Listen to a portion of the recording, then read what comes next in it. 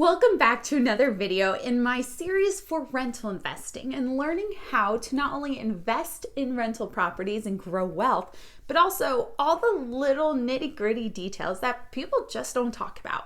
And so today we're talking about the difference between brick paint and whitewash in your unit. Real quick, check out the link down in the description for the exact article that goes along with this video so you can get even greater detail on this topic.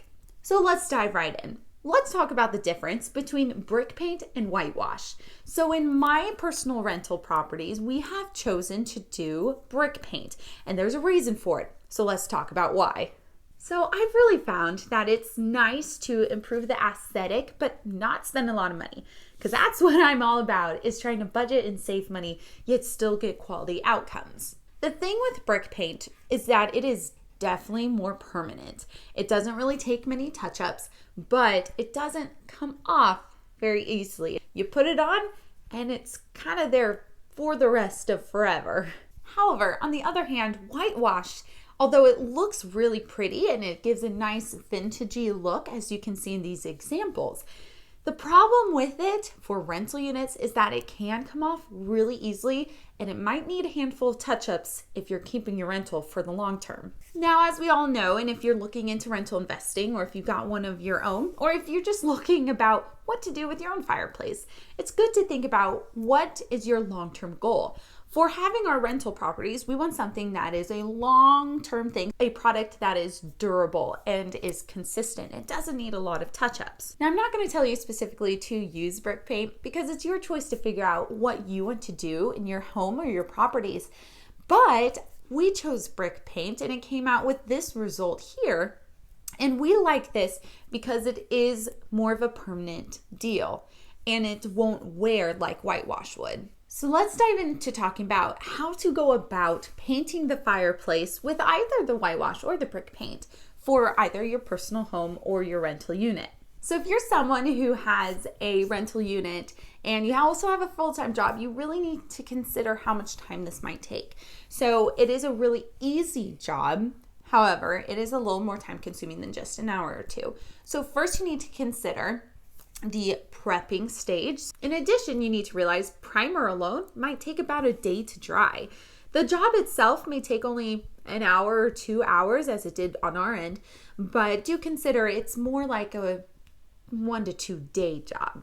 Now, in regard to the supplies you need, like any paint job, these are a few things that you might consider. So you need the paintbrush, you need the painter's tape, you need whatever you're going to put on the floor itself. It'd be good to have a large sponge, a wire sponge, and then also the paint of your choice as well. So if you want to check out the exact supplies that my husband and I used on our 2 rental properties, then you can just look in the description. I've got them all listed there. Or, of course, go to the article and it's on there as well.